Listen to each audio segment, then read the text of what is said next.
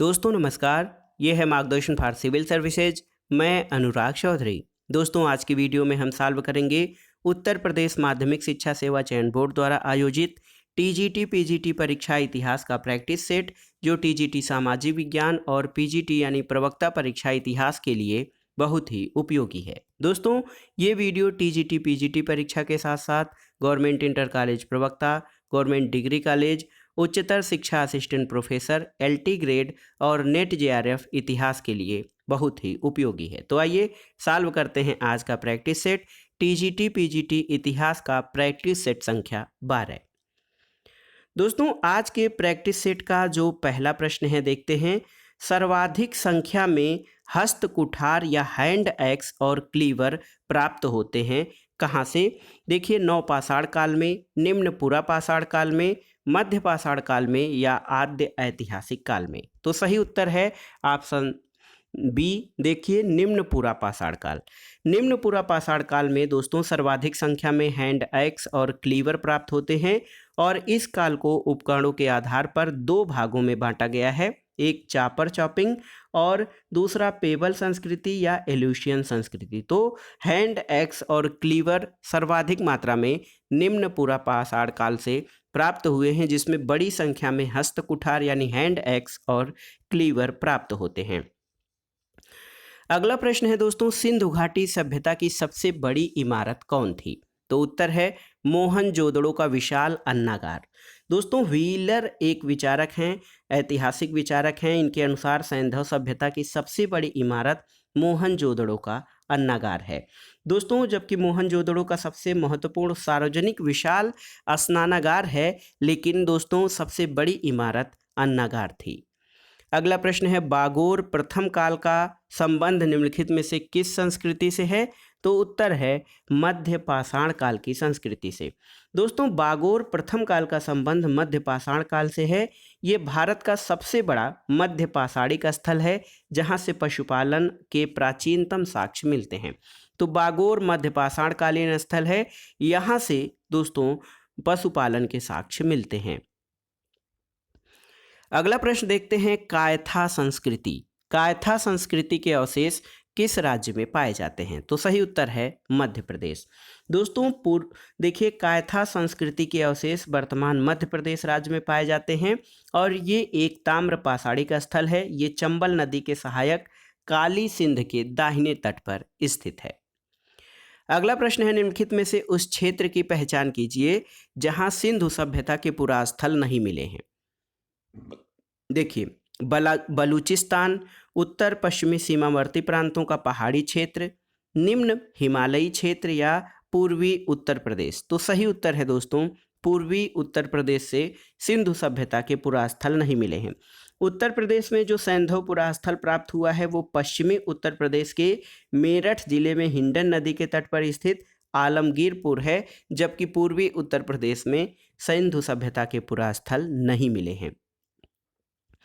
अगला प्रश्न है दोस्तों, मोहनजोदड़ो के किले और शहर की सबसे चौड़ी सड़कें क्रमशः कितनी थीं? तो उत्तर है 6 और 10 मीटर। दोस्तों मोहनजोदड़ो के सड़कों की चौड़ाई जो है क्रमशः 6 चौड़ाई और दोस्तों ये 6 और 10 मीटर थी सबसे चौड़ी सड़कों की, और ये सड़कें एक दूसरे से समकोण पर काटती थीं। अगला प्रश्न है, निम्नलिखित में से कौन सा ग्रंथ पुरुष मेध यज्ञ के समय बलि पीड़ितों की सूची में शिल्प और व्यवसायों की एक लंबी तालिका प्रस्तुत करता है? ऑप्शन है वाजस्नेयी संहिता, अथर्ववेद, शतपथ ब्राह्मण या तैत्तिरीय आरण्यक। तो सही उत्तर है ऑप्शन सी, शतपथ ब्राह्मण। देखिए शतपथ ब्राह्मण पुरुष मेध यज्ञ के समय बलि पीड़ितों की सूची में शिल्प और व्यवसायों की एक लंबी तालिका प्रस्तुत करता है, जिसमें 100 अध्याय हैं, जिसके कारण इसे शतपथ ब्राह्मण कहा जाता है। ये 14 कांडों में विभाजित है।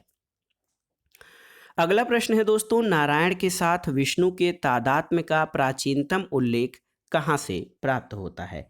तो उत्तर है दोस्तों तैत्तिरीय आरण्यक जो है ये यजुर्वेद से संबंधित है, और यहाँ पर सबसे पहले नारायण और विष्णु के तादात्म्य का एक साथ जो है मिलता है। पहला उल्लेख। और तैत्तिरीय आरण्यक यजुर्वेद से संबंधित है। तैत्तिरीयोपनिषद तैत्तिरीय आरण्यक में 10 प्रपाठक हैं, जिसे नारायणीय कठ नारायण के साथ विष्णु के तादात्म्य का प्राचीनतम उल्लेख माना जाता है। अगला प्रश्न है दोस्तों, निम्नलिखित में से किसने सुझाव दिया कि संस्कृत, लैटिन और ग्रीक एक ही भाषा परिवार से संबंधित है? ऑप्शन है Charles Wilkins, V.A. Smith, Max Muller या सर विलियम जोन्स। तो सबसे पहले दोस्तों सर विलियम जोन्स ने ये सुझाव दिया था कि संस्कृत, लैटिन और ग्रीक एक ही भाषा परिवार के जो है भाषाएं हैं। अगला प्रश्न है, श्रावस्ती किस नदी के किनारे स्थित थी? ऑप्शन है अनीमा, रोहिणी, अचिरावती या हिरण्यावती। तो उत्तर है ऑप्शन सी अचिरावती। देखिए, श्रावस्ती जो था प्राचीन कोसल जनपद की राजधानी था, जो कि अचिरावती नदी के तट पर बसा था। इसकी पहचान वर्तमान राप्ती नदी से की जाती है और बुद्धकालीन भारत के 6 नगरों में से इसे प्रमुख नगर माना जाता था। अगला प्रश्न है दोस्तों, हैमवत संप्रदाय किसकी एक शाखा थी? आपको बताना है। ऑप्शन है हीनयान, महासांघिक, आजीवक या वज्रयान की। तो सही उत्तर है दोस्तों हैमवत संप्रदाय बौद्ध धर्म के महायान संप्रदाय की एक शाखा थी, जो कि महासांघिक से संबंधित है। वज्रयान भी महायान की एक शाखा है। ये संप्रदाय ज्ञान और आचार की जगह तंत्र, मंत्र, मैथुन, मांस आदि पर बल देता है। तो सही उत्तर है हैमवत संप्रदाय महासांघिक की एक शाखा थी। अगला प्रश्न है, निम्नलिखित नदियों में पहचान कीजिए जहां से सिकंदर को वापस लौटने पर मजबूर होना पड़ा था। ऑप्शन है झेलम, चिनाव, रावी या ब्यास। तो सही उत्तर है दोस्तों ब्यास। ऑप्शन डी आपका सही उत्तर हो जाएगा, क्योंकि सिकंदर ने 326 ईसा पूर्व में जब भारत पर आक्रमण किया था, वो 19 माह भारत में रहा, लेकिन ब्यास नदी से आगे नहीं बढ़ पाया, क्योंकि उसके सैनिकों ने क्वायनास के नेतृत्व में आगे बढ़ने से इनकार कर दिया था। तो उत्तर है सिकंदर को ब्यास नदी से वापस लौटने पर मजबूर होना पड़ा था। अगला प्रश्न है, निम्नलिखित में से कौन सा ग्रंथ तक्षशिला में मौर्यकालीन मंत्रियों, कारिंदों यानी दुष्टामात्यों के कुशासन के विरुद्ध ख्यात असंतोष के बारे में बताता है? ऑप्शन है अशोकावदान, युग पुराण, दिव्यावदान और महाभाष्य। तो ये ग्रंथ है दोस्तों ऑप्शन सी दिव्यावदान। दोस्तों दिव्यावदान एक बौद्ध ग्रंथ है और इसमें मौर्यकालीन मंत्रियों और कारिंदों के कुशासन के विरुद्ध हुए असंतोष का वर्णन किया गया है। अगला प्रश्न देखते हैं, कालानुक्रम के अनुसार व्यवस्थित करना है। कनिष्क द्वितीय, वासुदेव प्रथम, हुविस्क और वासुदेव द्वितीय। तो देखिए याद कर लीजिए, हुविस्क जो है 106 से 140 ईस्वी है, कनिष्क द्वितीय 140 से 145 ईस्वी, वसुदेव प्रथम 145 से 176 ईस्वी और वसुदेव द्वितीय 210 से 230 ईस्वी। तो सही उत्तर आपका हो जाएगा सबसे पहले हुविस्क, फिर कनिष्क, हुविस्क फिर कनिष्क द्वितीय, फिर वसुदेव प्रथम, उसके बाद वसुदेव द्वितीय, यानी 3 1 2 4। ऑप्शन ए आपका सही उत्तर हो जाएगा। अगला प्रश्न है दोस्तों, किस ग्रंथ में कहा गया है कि जब कोई व्यक्ति संघ में प्रवेश पाता है तो वर्ण विहीन हो जाता है? आपको बताना है।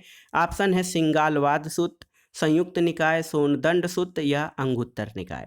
तो सही उत्तर है बौद्ध धर्म का अंगुत्तर निकाय। दोस्तों इसमें वर्णित है कि जब कोई व्यक्ति संघ में प्रवेश करता है तो वह वर्ण विहीन हो जाता है, और अंगुत्तर निकाय में ही 16 महाजनपदों का वर्णन किया गया है। अगला प्रश्न है, निम्नलिखित कथनों पर विचार कीजिए। देखिए, कथन 1 है नालंदा विश्वविद्यालय और विक्रमशिला विश्वविद्यालय दोनों पाल वंश के दौरान विकसित हुए थे, सही है। और कथन 2 है कि नालंदा विश्वविद्यालय और विक्रमशिला विश्वविद्यालय दोनों खिलजी वंश के द्वारा नष्ट किए गए थे। तो ये सही नहीं है। देखिए, केवल ऑप्शन 1 आपका सही है। दोस्तों नालंदा विश्वविद्यालय की स्थापना कुमारगुप्त प्रथम ने की थी, जबकि विक्रमशिला विश्वविद्यालय धर्मपाल ने बनवाया था, लेकिन दोनों विश्वविद्यालय पाल वंश के शासनकाल में विकसित हुए। कथन 1 आपका सही हो गया। दोस्तों तुर्क आक्रांता बख्तियार खिलजी द्वारा इनको नष्ट किया गया था। देखिए, बख्तियार खिलजी एक तुर्क आक्रांता था, इसके द्वारा नष्ट किया गया था, न कि सल्तनतकालीन खिलजी वंश के शासकों द्वारा, इसलिए कथन 2 असत्य है। अगला प्रश्न है दोस्तों, अश्वमेध प्रकार के स्वर्ण सिक्के किसके द्वारा प्रचलित किए गए थे? आपको बताना है। तो ऑप्शन है चंद्रगुप्त द्वितीय, समुद्रगुप्त, चंद्रगुप्त द्वितीय और समुद्रगुप्त, समुद्रगुप्त और कुमारगुप्त प्रथम। तो ऑप्शन डी आपका सही उत्तर है। गुप्त शासक समुद्रगुप्त और कुमारगुप्त प्रथम ने अश्वमेध प्रकार के सिक्के चलाए थे। अगला प्रश्न है, देखिए, पुंड्रवर्धन अधोलिखित किस स्थान से समीकृत किया जाता है? उड़ीसा, उत्तरी बंगाल, असम या विदर्भ? तो सही उत्तर है दोस्तों, पुंड्रवर्धन जो है ये उत्तरी बंगाल से जो है संबंधित किया जाता है। देखिए, गुप्त शासक कुमारगुप्त प्रथम के समय पुंड्रवर्धन जो था ये दोस्तों गुप्तों का एक प्रदेश था और दिनाजपुर जिला जो बांग्लादेश से मिला दामोदरपुर ताम्रपत्र है, इसमें इस भुक्ति का उल्लेख मिलता है। तो पुंड्रवर्धन भुक्ति जो है ये उत्तरी बंगाल में था। अगला प्रश्न देखते हैं, गुप्त काल में अजंता की कौन सी गुफाएं निर्मित हुई थी? आपको बताना है। तो दोस्तों आपको बताना है कि गुप्त काल में अजंता की कौन सी गुफाएं निर्मित हुई थी। तो उत्तर है दोस्तों, देखिए, अजंता की गुफा संख्या 16 और 17 का संबंध गुप्त काल से है। ऑप्शन डी आपका सही उत्तर हो जाएगा। तो इसके अलावा 9वीं और 10वीं गुफाओं के चित्र प्रथम शताब्दी ईसा पूर्व के हैं। प्रथम और द्वितीय गुफाओं के चित्र 7वीं शताब्दी के हैं। 10वीं गुफा के स्तंभों पर अंकित भित्त चित्र भी गुप्त काल के हैं। तो देखिए, 16वीं और 17वीं गुफा के जो चित्र हैं ये गुप्त काल में निर्मित हुई थी। तो आपको बताना था कि गुप्त काल में अजंता की कौन सी गुफाएं निर्मित हुई थी। तो 16वीं और 17वीं गुफाओं का संबंध गुप्त काल से है। अगला प्रश्न है दोस्तों, पुलकेशिन द्वितीय ने दूत मंडल भेजा था कहाँ पर? इराक में, ईरान में, श्रीलंका में या फिर चीन में? तो सही उत्तर है, पुलकेशिन द्वितीय ने अपने शासनकाल के 36वें वर्ष में फारस यानी ईरान में खुसरो द्वितीय के दरबार में दूत मंडल भेजा था। अगला प्रश्न है दोस्तों, किस तमिल रचना में पत्नी पूजा का गुणगान किया है? मणिमेखलय, पत्तुपाट्टू, शिल्पाधिकारम या तोलकाप्पियम? में आपको बताना है कि किस रचना में पत्नी पूजा का वर्णन किया है। दोस्तों, चेर वंश के शासक सेन गुट्टुवन ने पत्नी नामक धार्मिक संप्रदाय को समाज में प्रतिष्ठित किया और शिल्पाधिकारम के अनुसार पत्नी पूजा के प्रचलन में पांड्य और चोल शासकों के साथ श्रीलंका के शासक भी शामिल हुए। तो सही उत्तर आपका हो जाएगा दोस्तों ऑप्शन सी, शिल्पाधिकारम। अगला प्रश्न है, निम्नलिखित में से किससे चोल साम्राज्य के प्रशासनिक भागों का सही अवरोही क्रम ज्ञात होता है? तो दोस्तों अवरोही क्रम जो था वो प्रशासन की सुविधा के लिए चोल शासन 6 प्रांतों में विभाजित था और प्रशासनिक इकाइयों में जो है मंडलम यानी कोट्टम या वलनाडु, फिर नाडु, फिर कुर्रम। तो कुर्रम जो है कई गांवों का संघ था, नाडु जिला होता था और प्रांत को मंडलम या मंडलम कहा जाता था। तो देखिए, सही उत्तर आपका हो जाएगा ऑप्शन बी, मंडलम, कोट्टम और नाडु। मंडलम सबसे बड़ा, कोट्टम उससे छोटा और नाडु सबसे छोटा। अगला प्रश्न है, निम्नलिखित राजाओं में से किसने अपने राज्य में मदिरा का उत्पादन और बिक्री निषिद्ध किया था? ऑप्शन देखिए, हर्षवर्धन, धर्मपाल, कुमारपाल और भोज। तो सही उत्तर है कुमारपाल। कुमारपाल गुजरात के चालुक्य वंश का जो है शासक था और जैन धर्म से प्रभावित होने के कारण उसने अपने राज्य में मदिरा का उत्पादन और बिक्री को रोक लगा दिया था। अगला प्रश्न है दोस्तों, चोल राज्य के पतन के लिए उत्तरदायी दक्षिण राज्य कौन से थे? होयसल, पांड्य, काकतीय? आपको बताना है कि इसमें से कौन से राज्य चोल राज्य के पतन के लिए उत्तरदायी थे। तो सही उत्तर है उपर्युक्त सभी।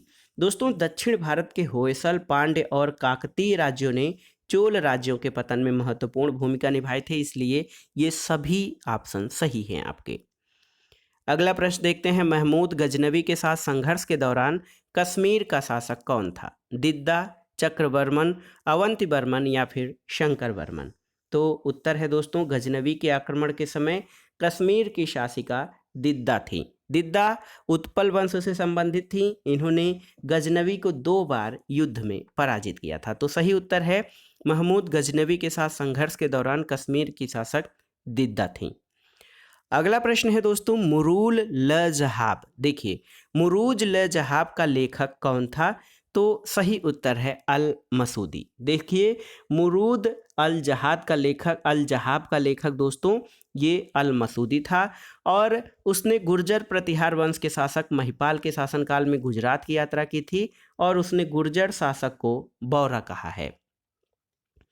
अगला प्रश्न है, भारत पर आक्रमण करने वाला प्रथम तुर्क आक्रमणकारी कौन था? सुबुक्तगीन, अलप्तगीन, मोहम्मद बिन कासिम या महमूद गजनवी? तो सही उत्तर है दोस्तों, देखिए भारत पर आक्रमण करने वाला पहला तुर्क आक्रमणकारी सुबुक्तगीन था। ऑप्शन ए आपका सही है। सुबुक्तगीन जो कि 977 से 997 इसका शासनकाल है, ये भारत पर आक्रमण करने वाला पहला तुर्क शासक था जिसने 986 में जयपाल जो शाही वंश का राजा था उसको पराजित किया। प्रारंभ में वो एक गुलाम था जिसे अलप्तगीन ने खरीद लिया था। उसकी प्रतिभा से प्रभावित होकर उसने उसे अपना दामाद बना लिया और अमीर उल उमरा की उपाधि से सम्मानित किया था। अगला प्रश्न है दोस्तों, अक्ता वह भूमि होती थी जिसकी आय पर क्या होता था? तो सही उत्तर है, अक्ता वो भूमि होती थी जिसकी आय पर वक्फ का नियंत्रण होता था। दोस्तों, इससे प्राप्त होने वाला राजस्व सैनिकों में वेतन के बदले उन्हें प्राप्त होता था। देखिए, अक्ता जो था वो भूमि होती थी जिसकी आय से प्राप्त होने वाला राजस्व सैनिकों के वेतन के बदले प्राप्त होता था। तो देखिए, वेतन के बदले उन्हें प्राप्त होता था, वो अक्ता भूमि होती थी। अगला प्रश्न है, अलाउद्दीन के बाजार नियंत्रण के बारे में विस्तृत जानकारी का प्रमुख स्रोत क्या है? देखिए, अलाउद्दीन के बाजार नियंत्रण के बारे में विस्तृत जानकारी का प्रमुख स्रोत क्या है? तो ये है दोस्तों तारीख़ फ़िरोज़ शाही। तारीख़ फ़िरोज़ शाही ये जो है ये रचना बरनी का है, तारीख़ फ़िरोज़ शाही, और अलाउद्दीन के बाजार नियंत्रण के बारे में इस ग्रंथ में महत्वपूर्ण जानकारी मिलती है। अगला प्रश्न देखते हैं, वली और अमीर। दोस्तों, वली और अमीर के पदों को किसने पृथक किया था आपको बताना है। ऑप्शन है बलवन, मोहम्मद तुगलक, अलाउद्दीन खिलजी या गियासुद्दीन तुगलक। तो सही उत्तर है दोस्तों, मोहम्मद तुगलक ने राजस्व संबंधी उत्तरदायित्व मुक्ता या वली से लेकर वली उल खराज को सौंपा, क्योंकि वह प्रशासन संबंधी राजस्व और आर्थिक अधिकारों को सैनिक कार्यभार से अलग करना चाहता था। तो सही उत्तर है, वली और अमीर के पदों को मोहम्मद तुगलक ने अलग किया था। अगला प्रश्न है दोस्तों, बाबरनामा। बाबरनामा की रचना आप जानते हैं कि बाबर के द्वारा की गई थी। आपको बताना है कि बाबरनामा में किस हिंदू राज्य का उल्लेख मिलता है। तो सही उत्तर है, बाबरनामा में दो हिंदू राज्यों का उल्लेख किया गया है, विजयनगर और मेवाड़। तो सही उत्तर है, बाबरनामा जो कि तुर्की भाषा में बाबर द्वारा रचित है, इसमें दो हिंदू राज्य विजयनगर और मेवाड़ का नाम आता है। अगला प्रश्न है दोस्तों, शेरशाह सूरी ने कहाँ से शिक्षा प्राप्त की थी? ऑप्शन है सासाराम, लाहौर, पटना और जौनपुर। तो सही उत्तर है जौनपुर से। दोस्तों, शेरशाह सूरी जौनपुर से शिक्षा प्राप्त किया था। जौनपुर को पूरब को सिराज के नाम से जाना जाता था और मध्यकालीन शिक्षा का प्रमुख केंद्र था जौनपुर। शेरशाह सूरी को दोस्तों मध्यकालीन शासकों में सर्वाधिक शिक्षित और पढ़ा लिखा भी माना जाता है। अगला प्रश्न है, किसानों की सहायता के लिए किस शासक ने पट्टा और कबूलियत की व्यवस्था की शुरुआत किया था? ऑप्शन है इल्तुतमिश, अलाउद्दीन खिलजी, अकबर या फिर शेरशाह सूरी। तो सही उत्तर है, कृषकों की सहायता के लिए पट्टा और कबूलियत ये व्यवस्था शेरशाह सूरी के द्वारा शुरू की गई थी। इसके अंतर्गत सरकार की तरफ से कृषकों को पट्टे दिए जाते थे जिसमें लगान अदा करने का स्पष्ट वर्णन होता था और किसान कबूलियत पत्र के माध्यम से इनको स्वीकार करते थे। अगला प्रश्न है दोस्तों, हल्दी घाटी के युद्ध में मुगल सेनापति कौन था? तो सही उत्तर है, हल्दी घाटी 1576 में राणा प्रताप और मुगल सेनापति मान सिंह के बीच लड़ा गया था। तो सही उत्तर है, महाराणा प्रताप की सेना के अग्रभाग का नेतृत्व इसमें हकीम खां सूर कर रहा था और इस युद्ध में राणा प्रताप की हार हुई थी। अगला प्रश्न है, दीन ए इलाही को किसने धर्म कहा है? ऑप्शन है अबुल फजल, निजामुद्दीन, बदायूनी या फिर मोहसिन फानी।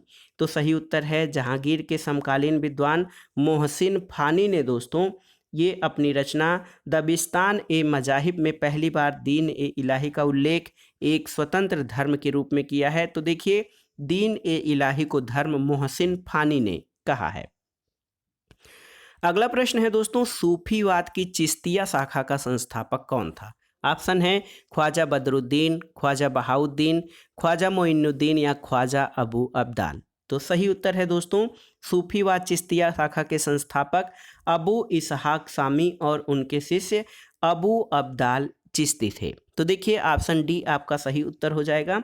और भारत में इसकी स्थापना ख्वाजा मोइनुद्दीन चिश्ती ने किया था, जबकि उन अबू अब्दाल चिश्ती ने अफगानिस्तान में चिश्ती सिलसिला की स्थापना की थी। अगला प्रश्न है अकबर की इच्छा के अनुसार लीलावती का फारसी में अनुवाद किसने किया था? तो सही उत्तर है फैजी। देखिए फैजी की अध्यक्षता में अकबर ने एक अनुवाद विभाग की स्थापना की थी, जिसके माध्यम से कई ग्रंथों का फारसी में अनुवाद किया गया था। लीलावती का फारसी में अनुवाद फैजी के द्वारा किया गया, जो गणित की एक पुस्तक थी। अगला प्रश्न है शाहजहां का राज कवि कौन था? काशी, मुनीर, कलीम या कुदसी? तो सही उत्तर है कलीम। दोस्तों शाहजहां ने कलीम को अपना राजकवि नियुक्त किया था, जो कि ईरानी फारसी पद्य शैली में अपनी रचनाएं करता था। अगला प्रश्न है दोस्तों मुगल काल में माल शब्द से क्या आशय था? भत्ता, वेतन, भू राजस्व या उपर्युक्त में से कोई नहीं? तो सही उत्तर है मुगलकालीन प्रशासनिक शब्दावली में माल मुख्यतः भू राजस्व से संबंधित था और मध्यकालीन भारत में राज्य की आय का मुख्य स्रोत भू राजस्व था। एक प्रश्न है दोस्तों अता अली खां। देखिए अता अली खां किसका नाम था आपको बताना है। तो सही उत्तर है तानसेन का नाम अता अली खां था। और दोस्तों तानसेन का प्रारंभिक नाम रामतनु पांडे था, लेकिन इस्लाम धर्म में धर्मांतरण के बाद इनका नाम अता अली खां हो गया था। अगला प्रश्न है अमृतसर नगर को किसने बसाया था? तो उत्तर है अमृतसर नगर सिख संप्रदाय के चौथे गुरु रामदास ने बसाया था। तो सही उत्तर है अमृतसर गुरु रामदास द्वारा बसाया गया था। ये अकबर के समकालीन थे और इसके पहले इस शहर का नाम रामदासपुर था। अगला प्रश्न है भारत में व्यापार करने के लिए सबसे पहले ज्वाइंट स्टॉक कंपनी या ज्वाइंट वेंचर कंपनी किसके द्वारा स्थापित की गई थी आपको बताना है। फ्रेंच, डच, डेनिश या पुर्तगाली? तो किसके द्वारा सबसे पहले भारत में व्यापार करने के लिए संयुक्त पूंजी कंपनी स्थापित की गई थी? तो दोस्तों ये थे पुर्तगाली। भारत में व्यापार करने के लिए संयुक्त पूंजी की अवधारणा सबसे पहले डचों के द्वारा प्रारंभ की गई थी। प्रारंभ में डच कंपनी, देखिए डच कंपनी है दोस्तों, ये संयुक्त पूंजी कंपनी डच कंपनी थी। देखिए बहुत ही महत्वपूर्ण है, डच कंपनी भारत में व्यापार करने के लिए सबसे पहले इन्होंने संयुक्त पूंजी कंपनी आरंभ की थी। अगला प्रश्न बहुत ही महत्वपूर्ण है, स्वर्ग से उत्पन्न सेना नायक किसे कहा गया है? तो दोस्तों रॉबर्ट क्लाइव को। देखिए रॉबर्ट क्लाइव को पिट ने स्वर्ग से उत्पन्न सेना नायक कहा है और 1757 में क्लाइव ने प्लासी के युद्ध में अंग्रेजों को विजय दिलाकर भारत में अंग्रेजी सत्ता की नींव रखी थी। अगला प्रश्न है दोस्तों ब्रिटिश सेना को टीपू सुल्तान ने किस स्थान पर हराया था? तो सही उत्तर है 1780 में कर्नाटक पर आक्रमण करके अर्काट पर अधिकार किया था टीपू सुल्तान ने और इसके बाद हेक्टर मुनरो की सेना को पोलीपुर नामक युद्ध में पराजित किया था। तो सही उत्तर है ब्रिटिश सेना को टीपू सुल्तान ने पोलीपुर के युद्ध में पराजित किया था। अगला प्रश्न है किस वर्ष बंगाल के दासों के निर्यात को बंद कर दिया गया था आपको बताना है। तो उत्तर है 1789 के घोषणा पत्र के द्वारा बंगाल में दासों के निर्यात पर प्रतिबंध लगा दिया गया था और लॉर्ड एलनबरो जो 1843 ईस्वी के एक्ट 5 के द्वारा दास प्रथा को उसने अंत कर दिया था। अगला प्रश्न है पेशवाई को कब समाप्त किया गया? 1802, 1818, 1858 या 1861? तो दोस्तों तृतीय आंग्ल मराठा युद्ध 1817-18 के बाद लॉर्ड हेस्टिंग्स ने पेशवाई को समाप्त कर दिया। तो सही उत्तर है 1818 में पेशवाई को समाप्त कर दिया गया था और पश्चिम भारत के उन समस्त क्षेत्रों को बॉम्बे प्रेसिडेंसी में मिला लिया गया था जो पहले पेशवाई के अधीन होता था। अगला प्रश्न है कौन भारत का एकमात्र यहूदी वायसराय था? तो सही उत्तर है लॉर्ड रीडिंग। भारत का एकमात्र यहूदी वायसराय था 1921 से 1926 और इसके समय में प्रमुख घटनाएं चौरी चौरा कांड, स्वराज पार्टी का गठन और रोलट एक्ट का निरसन हुआ था। अगला प्रश्न है 1857 के स्वतंत्रता संग्राम में किस भारतीय राजवंश ने अंग्रेजों को सर्वाधिक सहायता दी थी? इंदौर के होलकर, नागपुर के भोसले, ग्वालियर के सिंधिया या उपर्युक्त में से कोई नहीं। तो सही उत्तर है ग्वालियर के सिंधिया। देखिए, ग्वालियर के सिंधिया ने दोस्तों 1857 के संग्राम में अंग्रेजों की सर्वाधिक सहायता की और उनके राजभक्त बने रहे। और इस संबंध में कैनिंग ने कहा था कि यदि सिंधिया भी विद्रोह में शामिल हो जाएं तो मुझे कल ही बिस्तर उठाना पड़ेगा। अगला प्रश्न है, महात्मा गांधी के विचारों से प्रभावित होने वाला पहले आदिवासी नेता कौन थे? ऑप्शन है ठक्कर बापा, जोड़ा नांग, रानी गैडिन्यूल्यू या फिर इनमें से कोई नहीं। तो सही उत्तर है ऑप्शन बी, जोड़ा नांग। दोस्तों, गांधी जी के विचारों से प्रभावित होने वाले पहले आदिवासी नेता जोड़ा नांग थे, जो मणिपुर के नागा जनजाति के मुख्य स्वतंत्रता सेनानी थे। अगला प्रश्न है, भारत में आधुनिक शिक्षा प्रणाली की नींव किससे पड़ी? देखिए, 1813 के चार्टर एक्ट से, 1882 के हंटर आयोग से, 1835 के मैकाले के स्मरण पत्र से या 1854 के वुड डिस्पैच से। तो सही उत्तर है दोस्तों 1835 का जो मैकाले का स्मरण पत्र रहा, इसके द्वारा आधुनिक शिक्षा प्रणाली की नींव पड़ी और यूरोपीय साहित्य और भाषा को संसार के अन्य भाषा और साहित्य से श्रेष्ठ मानता था वो। और मैकाले के प्रस्ताव ने तत्कालिक गवर्नर जनरल बेंटिक ने स्वीकार कर लिया था। अगला प्रश्न है, हरिजन पत्रिका के प्रारंभकर्ता कौन थे? तो सही उत्तर है महात्मा गांधी। दोस्तों, गांधी जी ने हरिजन अंग्रेजी में, हरिजन बंधु गुजराती में और हरिजन सेवक हिंदी में प्रारंभ किया था। अगला प्रश्न है, राजा राम मोहन राय द्वारा स्थापित प्रथम संस्था कौन सी थी? ऑप्शन है ब्रह्म सभा, ब्रह्म समाज, आत्मीय सभा या तत्वबोधिनी सभा। तो सही उत्तर है आत्मीय सभा। ऑप्शन सी आपका सही उत्तर है। 1815 में राजा राम मोहन राय ने आत्मीय सभा की स्थापना की थी। अगला प्रश्न है, यदि भगवान अस्पृश्यता को सहन करते हैं तो मैं उन्हें भगवान नहीं मानूंगा, ये कथन किसका है? सही उत्तर है बाल गंगाधर तिलक का। दोस्तों, तिलक ने छुआछूत उन्मूलन के लिए आयोजित एक सम्मेलन को संबोधित करते हुए कहा था कि अगर भगवान अस्पृश्यता को सहन करते हैं तो मैं उन्हें भगवान नहीं मानूंगा। अगला प्रश्न है, भारत की स्वतंत्रता के समय कांग्रेस का अध्यक्ष कौन था? तो सही उत्तर है जे.बी. कृपलानी। आचार्य जे.बी. कृपलानी भारत की स्वतंत्रता के समय कांग्रेस के अध्यक्ष थे। इनको 1946 के मेरठ अधिवेशन में कांग्रेस का अध्यक्ष चुना गया था। अगला प्रश्न है दोस्तों, तिलक को लेकर किसने कहा था कि संस्कृत के विद्वान के रूप में तिलक में मेरी दिलचस्पी है? तो सही उत्तर है कि ये कथन मैक्स मूलर का है। दोस्तों, मैक्स मूलर ने कहा था कि तिलक की सज़ा के बाद मैक्स मूलर ने जॉन लुबाक को लिखे एक पत्र में दया की वकालत करते हुए ये कथन कहा था कि संस्कृत के विद्वान के रूप में तिलक में मेरी दिलचस्पी है। अगला प्रश्न है दोस्तों, काकोरी कांड में या काकोरी कांड मुकदमे में सरकारी वकील कौन था? ऑप्शन है कृष्ण बहादुर, मोहनलाल सक्सेना, प्रभात चंद या जगत नारायण मुल्ला। तो सही उत्तर है दोस्तों काकोरी कांड 1925 के मुकदमे में सरकारी वकील जगत नारायण मुल्ला थे, जबकि अभियुक्तों की तरफ से लक्ष्मी शंकर मिश्र, जयकरण नाथ मिश्र और केसी दत्त ने पैरवी की थी। अगला प्रश्न है कि भगत, सुखदेव और राजगुरु को किस केस में फांसी की सजा दी गई थी? तो आप जानते हैं दोस्तों, भगत सिंह, सुखदेव और राजगुरु को लाहौर षड्यंत्र केस, इसके अंतर्गत 23 मार्च 1931 को फांसी दी गई थी और ये मुख्यतः हिंदुस्तान सोशलिस्ट रिपब्लिकन एसोसिएशन से संबंधित थे।